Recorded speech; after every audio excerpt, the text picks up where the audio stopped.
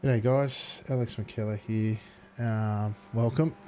I thought, albeit my first time that I'd doing this sort of thing, that I'd put together a lap guide for this week's Ozicar round 2, season 8. I hope it helps someone. If it helps one person, it's been worth it. We've been talking a lot about different things in the Discord, about learning and how people do stuff. So I figured with this season of Ozicar, as with the others, we're tending not to follow the official schedule, and there are typically a ton of lap guides each week for the officials, and as we're not following that, there aren't for the tracks that we're doing. So I thought perhaps something like this might help.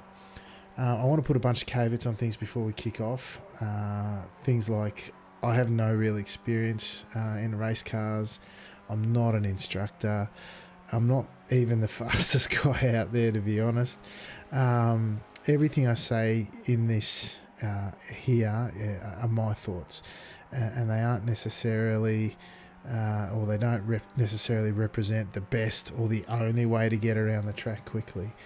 So take them how you like. Don't take them as gospel. So this week we're at Nurb GP for round 2 of season 8 of Ozicar.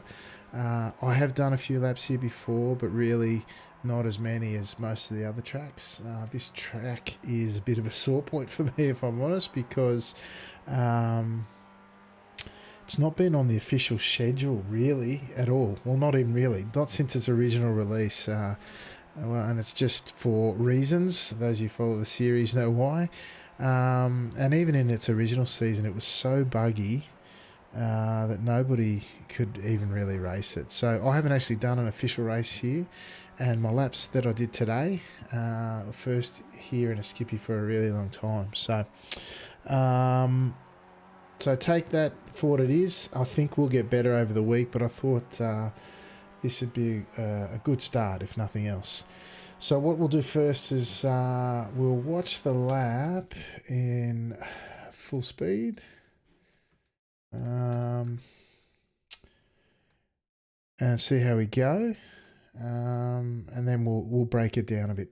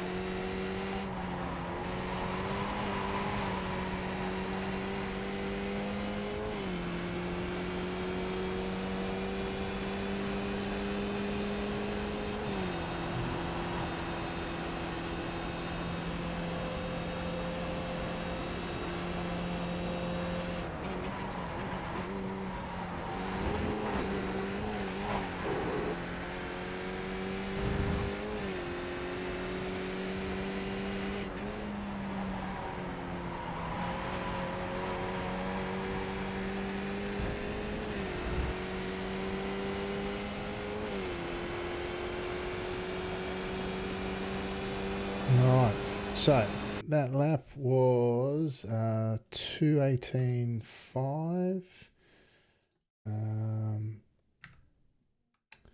And 2:18.512. I lost about 2/10 off my optimal. Optimal was a 2:18.3 for this session. I'll talk a little bit about those sectors when we hit them. I do think we'll probably get into the 2:17s, like I said, particularly in a good good conditions with some draft, and might even get there solo. So let's dive on in. I'm going to put some telemetry up as my wife shuts the door. That's helpful, isn't it? All right. So we've exited the final corner. We're in fourth gear, coming up to fifth, up front straight on a run into turn one. So we're looking for the 100 marker, and for me, I focus on the curb just beyond it. So we're at full throttle. We're coming into a heavy downhill braking zone. One of the things we talked about in the Discord this week was in the heavy braking zones, minimizing your steering input, brake in a straight line during the heavy phase of braking, and then as you start to come off and trail the brakes a bit is when you start increasing your steering input. So you can see as I come up to just past the 100 board, I'm aiming at the start of the curbs here on the left. You can see that my brake starts to come on. It's not the heaviest braking zone on the track. Surprisingly, I could probably brake a bit later, which did cause me issues this lap. And as I start coming off the brakes, we have a second jab at him. It wasn't my best corner. We're turning in. What we're aiming to do here is you see the centre notch and the bonnet. I'm aiming to put that at about the middle of the apex curbing with the right front tyre going as close to that bollard as I can.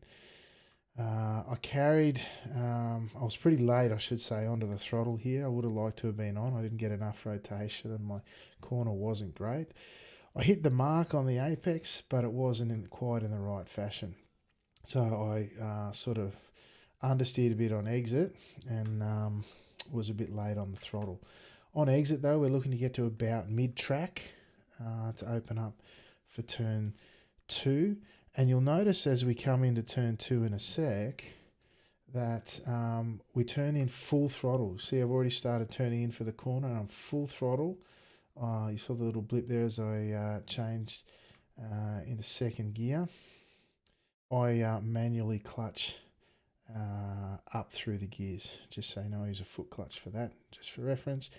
Now what you'll see as we approach the apex here, I still haven't braked, and in fact the only way I'm going to get rotation here as I approach the curbing is I'm going to give a little lift. Just adds a bit of rotation into the car and then full aggressive back on the throttle. We're going to track out all the way to the curbing here. Now the red and white on exit of this corner is okay. The green, not so much. Not so much for the grip, but you'll get the off track there. This is about as far as I'm usually ready to go on the exit of turn 2 there through the Mercedes arena. Now on the approach to turn 3, what I'm looking for here is just up ahead of me, and I'll move forward a bit. You'll see the AstroTurf on the right hand side, on the outside of the circuit. It changes colour. As I'm a few car lengths for that, this is one of the corners on the track actually that doesn't have great references, for where you want to get on the brakes, turn in, that sort of thing. So it's a little bit by feel to some degree for me anyway. I don't have a lot of track detail on because I run VR, so there might be some other things that you can spot.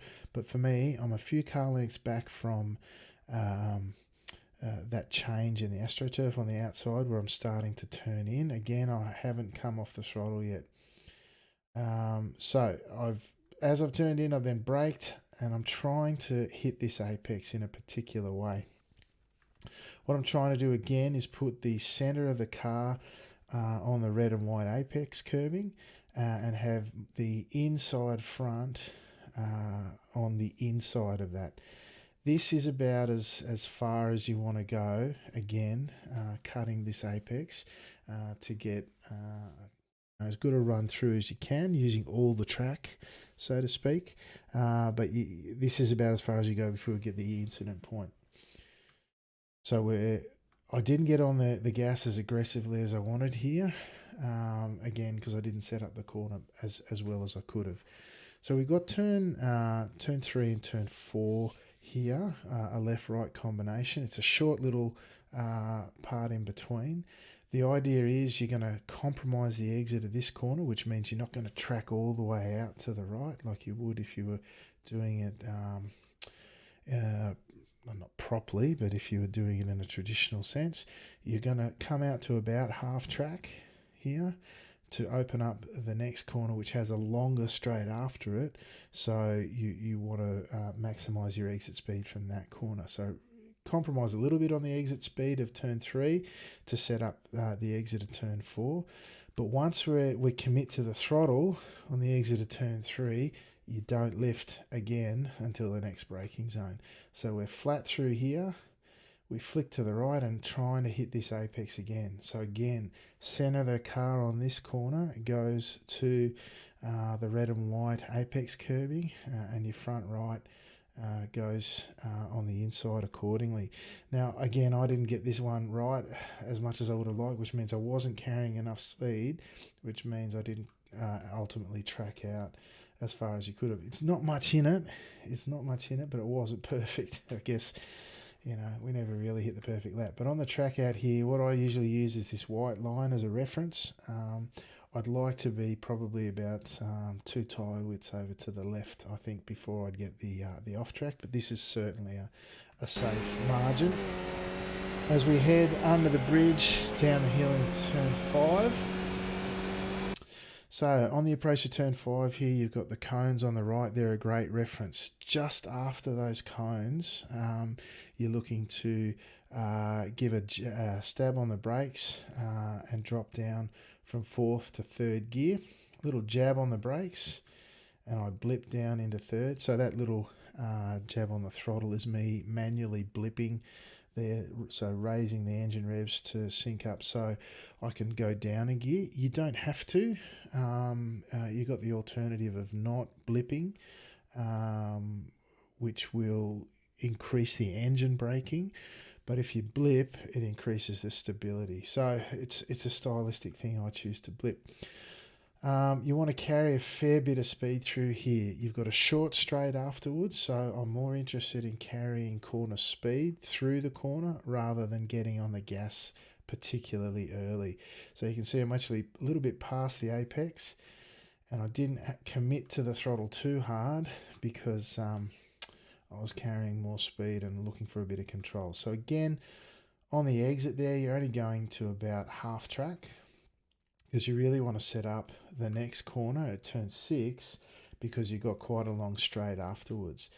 Turn 6, pretty interesting one. It's one of a couple of corners where you have to be frustratingly patient on the throttle. So you'll see as I come into this zone, this corner, there's a tiny little stab on the brakes. It's about maybe 20-25%, and it's just about getting initial rotation in the car to turn it in. I have tried not to jab on the brakes there and just lift and coast through. I couldn't quite get the rotation for me anyway. So it's a little jab on the brakes, and then watch this. Look at all this time where there's 0 pedal inputs on the run into the apex. Look at all that time. There's a really long time, and you're just itching to get back on the throttle. Look at this, all this time with no pedal inputs until you commit hard to it. Okay, you've got to be patient here, otherwise you will push to the outside of the track, and you will wash off a lot of speed and potentially pick up an off track. So then you commit hard to the throttle and let the car track out naturally.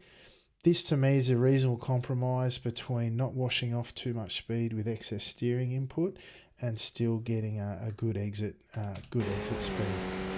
As we head down to the hill now, up into fourth gear on the approach to the turn 7 hairpin.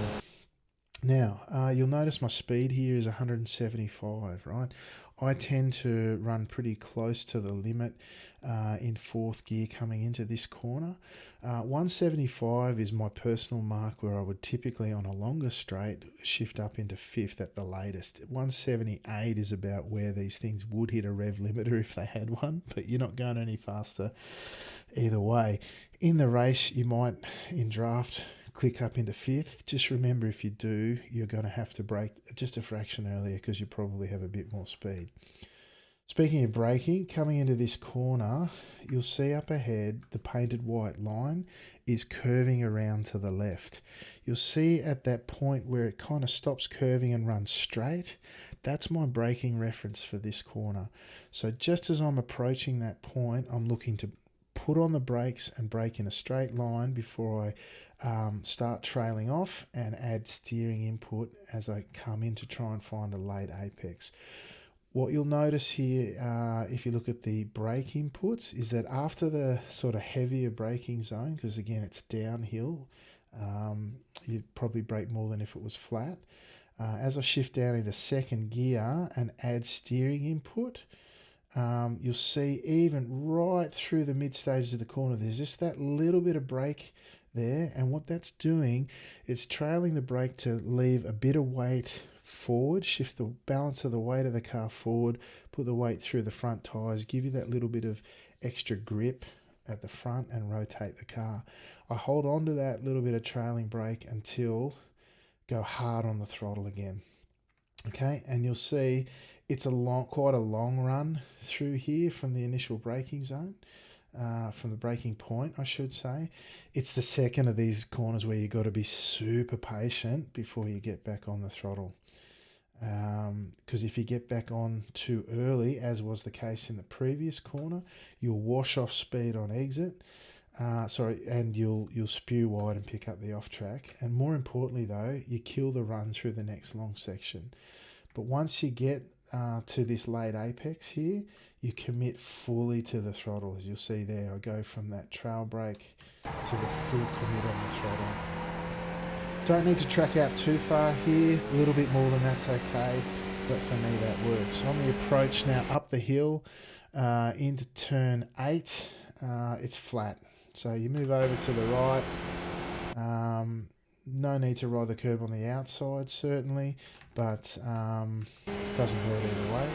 The key thing for these next two corners, because once you've exited the hairpin at turn 7, you're flat until the next braking zone at turn 10. Try to think about minimising your steering input so you don't wash off any speed.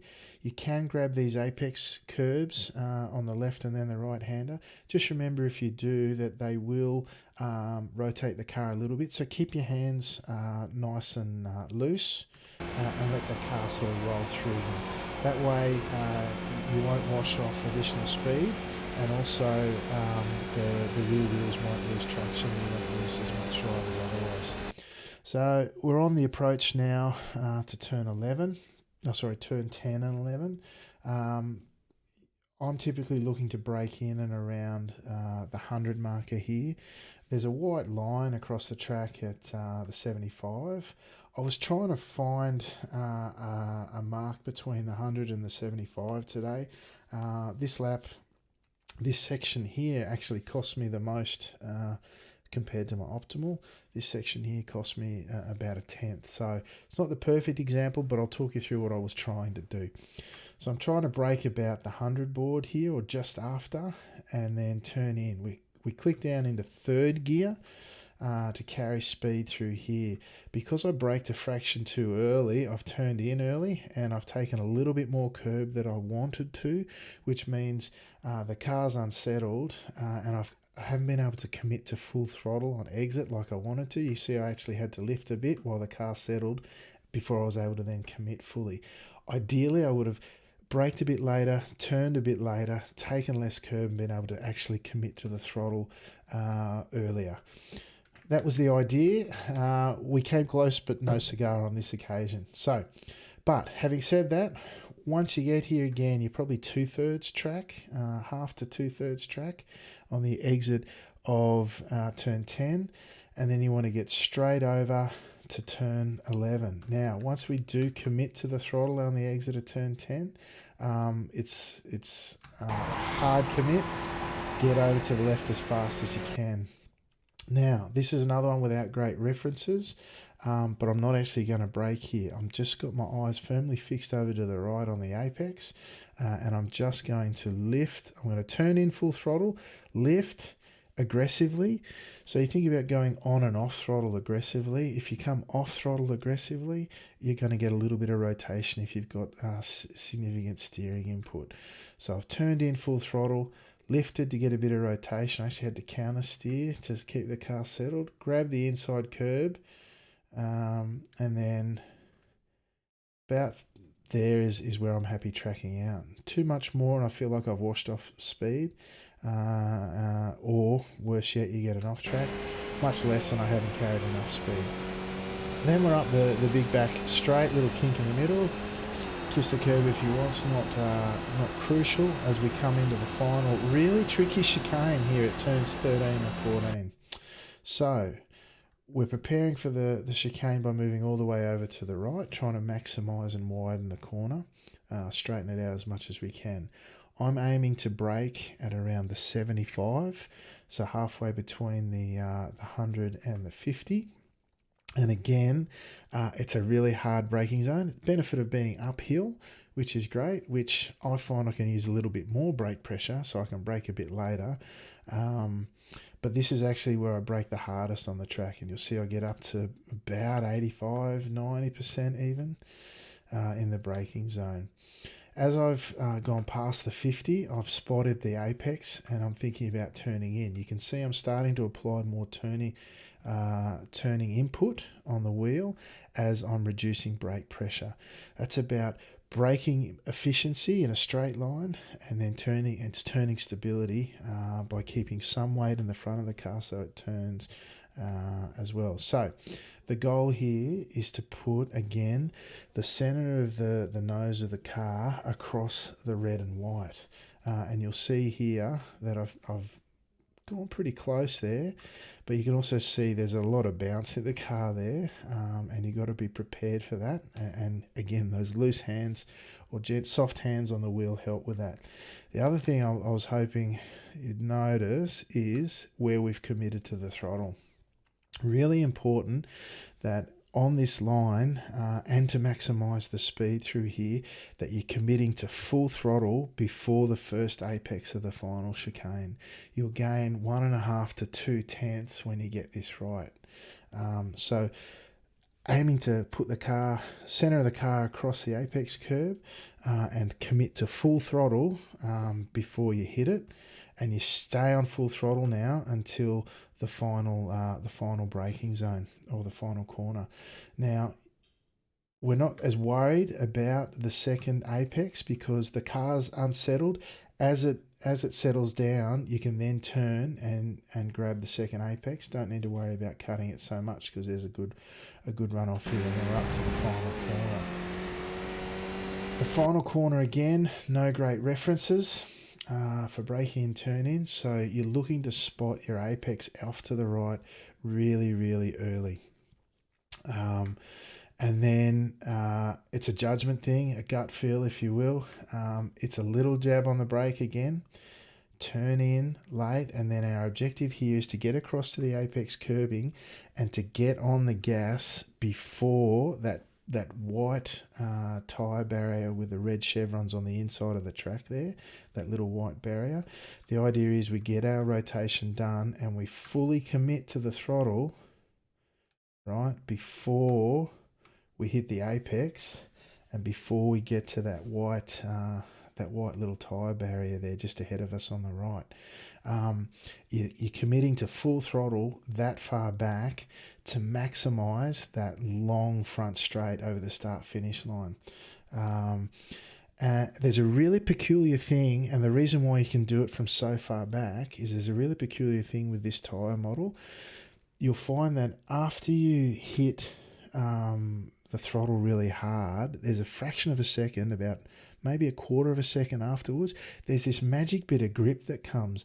And if you give the wheel just a little bit of an extra turn, you'll find you'll keep the grip and you'll minimize the understeer. It's a weird, funky thing for this tyre model. So if you watch here, I hit the throttle and then a little bit of extra steering input. You would have just seen it on the wheel there. And you can actually commit a lot earlier than you think you can. And then track out, again, I'm using the white line on the outside of the track there before the ripple strips as my reference. Got a good exit here. This is about as far as you can go without picking up the 1X. And that, folks, is the lap. So just one quick bonus bit of content. I'm going to look at pit entry for this week because it's really important, as it is at every week.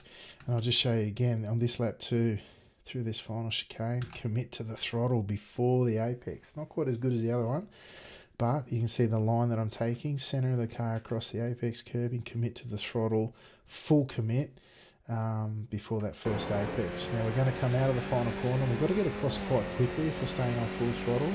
We're going to chuck it down into first gear, treat it like a normal corner, get on the gas, get up to second gear, and then up ahead here on the left, see this on the left hand side there, you got like a little ripple strip and a break in the barrier there.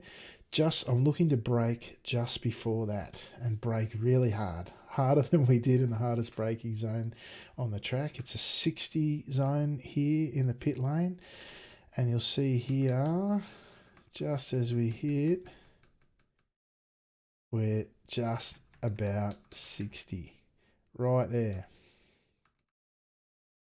I need the telemetry to show, the in-game telemetry certainly has me at 60 right as I'm crossing the line there. So just remember, as you're attacking the pit lane, just before that DRS sign there, or the ripple strips on the left, hard on the brakes, really, really hard, and you're about 60 as you cross the line. Righto. Well, that might about do us.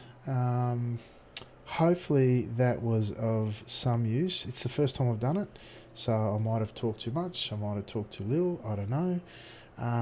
Please let me know in the Discord or in the comments of the video if it was any help, if you have any questions or anything more you'd like to see in that in the future. Anyway, hopefully that helps. Until next time, I will say ciao for now.